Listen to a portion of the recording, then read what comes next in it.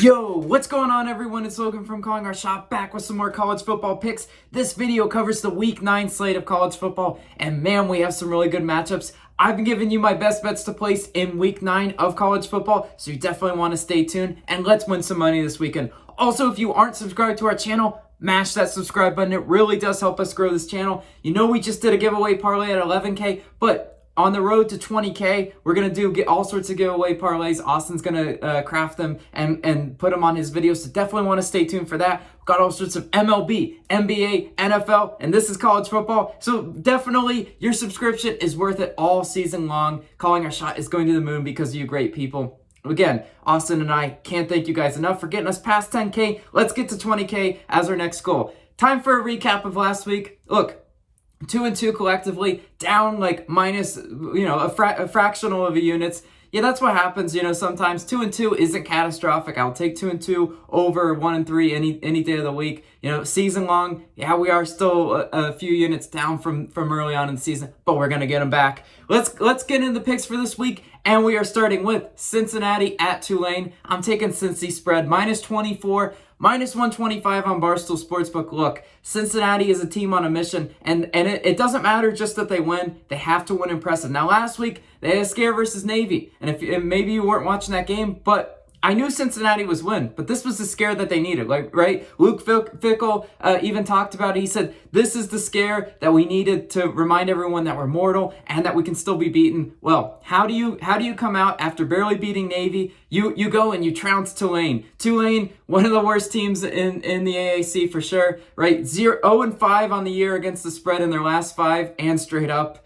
That's terrible, right? Tulane is a bad football team, and Cincinnati absolutely has to take care of business. You saw what happens when you leave Navy and you play around with Navy, right? They can stay in the game. Well, you have to beat Tulane, and you have to win impressively. Tulane on the season 1-6, right? This is not a great football team. Cincinnati's offense should be able to move the football all up and down the field on Tulane. Their offense, 10th in scoring and 13th in yards per play. So they like to score often, and they like to score with those explosive plays. So I think Cincinnati, with Ritter at quarterback, it shouldn't have any trouble. Tulane's defense, look at their stats. I mean, I kind of laugh pulling them all triple digits. 128th in scoring defense, 128th in passing yards defense, 108th in rushing yards, and 116th in yards per play. So they give up all sorts of ground, air yardage, you name it. Tulane's defense is probably giving it up. On paper, Cincinnati should be able to take care of business in this one, right? It comes down to a big spread. I'm still laying the number. A little bit of a tweak, right? It could be 24.5, could be 25 on some books, but I did get it at 24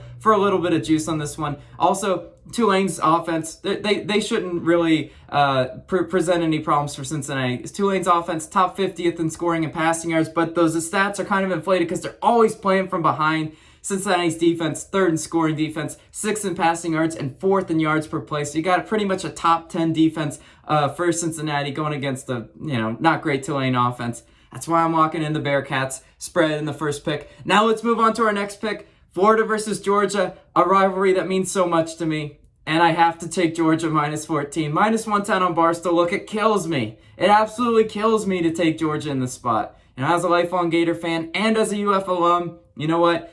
Georgia's just simply the better team. All the stats say it, and the eye test says it too, from somebody that's watched too much Gator football this year and with a box of tissues next to me. It's been bad, right? As far as Georgia goes, 5-2 against the spread on the year. That's a pretty good team. Their only losses against the spread were pretty much backdoor covers. I don't think Florida's even going to be in this one enough to be honest to backdoor this one. UF's defense is really bad, which presents them from covering a lot. They're 3-4 against the spread on the year. Yeah, I mean that's been the whole fire Todd Grantham chant in the swamp, right? He's been around too long, but we're not getting on a Gator tangent. Let's keep analyzing this one. Georgia's offense, 13th in scoring offense and 18th in yards per play, which is actually pretty good considering their strength and the reason they're going to absolutely have their way with Florida is their defense, right? Georgia's defense is super impressive. 1st in scoring defense, 1st in yards per play, and 2nd in passing yards, 2nd in rushing yards. So if you want to try to move the ball on Georgia's defense, good luck. You have to have quite the game plan, and I don't think Dan Mullen, with whatever sort of quarterback he's trotting out there, whether it be Emory Jones or whether it be AR-15. I don't know what sort of offense he's going to have, to be honest, because if you want to run the ball, UF strength is running the ball, 4th in rushing yards, 54th in passing yards. You want to run the ball on Georgia, good luck, right? They're absolutely going to stuff you. They've stuffed a lot of the teams that they placed, right? Kentucky was one of those teams that just wanted to run the ball. Georgia said, no, you won't be doing that. I think Georgia's offense is good enough to get this one done for us, and I will lock this one in. Unfortunately, pains me to say, but I have to go against my team on this one. Now let's move on to our next pick. Kentucky versus Mississippi State. And I'm taking Mississippi State money line plus 105 on DraftKings. Look, when I'm making these picks, yeah, I'd like to make the sexy pick that everyone, praises me for. Oh, yeah, let's go Kentucky, right? This game's pretty much a pick 'em, right? 90% of people are on Kentucky. Yeah, let's all just ride Kentucky. Well, you know what, guys? Vegas looks the way it does because of suckers like us sometimes. So let's try to not fall into the trap bet.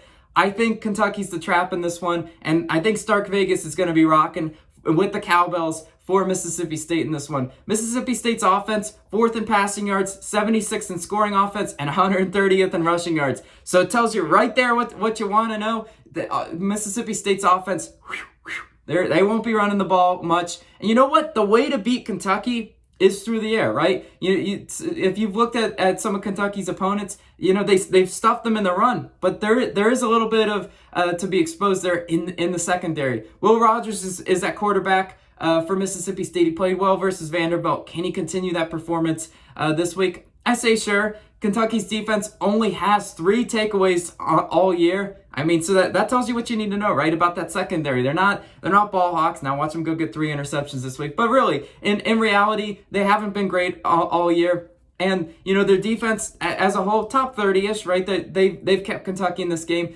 Kentucky wants to run the football, too, on offense. 98th in passing, 41st in rushing, right? Tells you what you need to know. We have a bit of a contrast in styles. Mississippi State's okay with throwing the ball over the yard. Kentucky wants to play more of that ground and pound, control clock type of scenario. Well, you know what? Mississippi's defense has actually been okay versus the rush. They're 9th in terms of rushing yards allowed. So here you go. Contrast the styles this one. I think the home field is going to be a little bit of an advantage in this one, and it does kind of seem like a trap.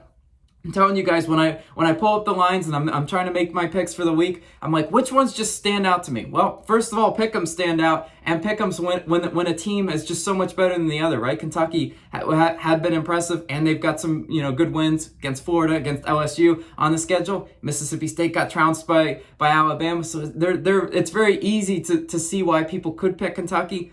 But I'm going to go against the grain, and I'm going to go ahead and pick Mississippi State in that one. Now let's move on to our last pick, and it is another spread. We're going 4 spreads. Miami versus Pitt, and I'm taking Pitt spread -9, -110 on DraftKings. Look, last week you saw me against Pitt. I was on Clemson. Foolish, right? Several of you guys in the comments, congrats, public. Everyone and their mother that bet Pitt, congrats, right? That happens sometimes.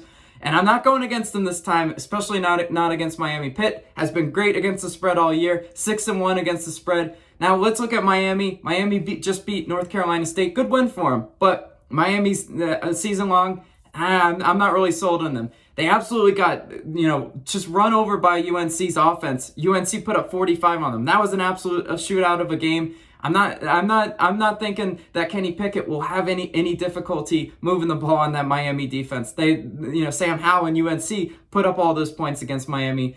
So I definitely think Pitt's offense, which is 4th in scoring, 7th in passing yards, and 22nd in yards per play. I mean, that's a top 10 offense right there. Kenny Pickett has just been absolute burst on the scene this year, right? No, not a lot of people knew who he was prior to this year, but now you know the name Kenny Pickett. He's going to be potential pro prospect in there, right? Definitely going to throw the ball over the yard in this one. Miami's offense on the other side, 40th in scoring, 22nd in passing yards, and 79th in rushing yards.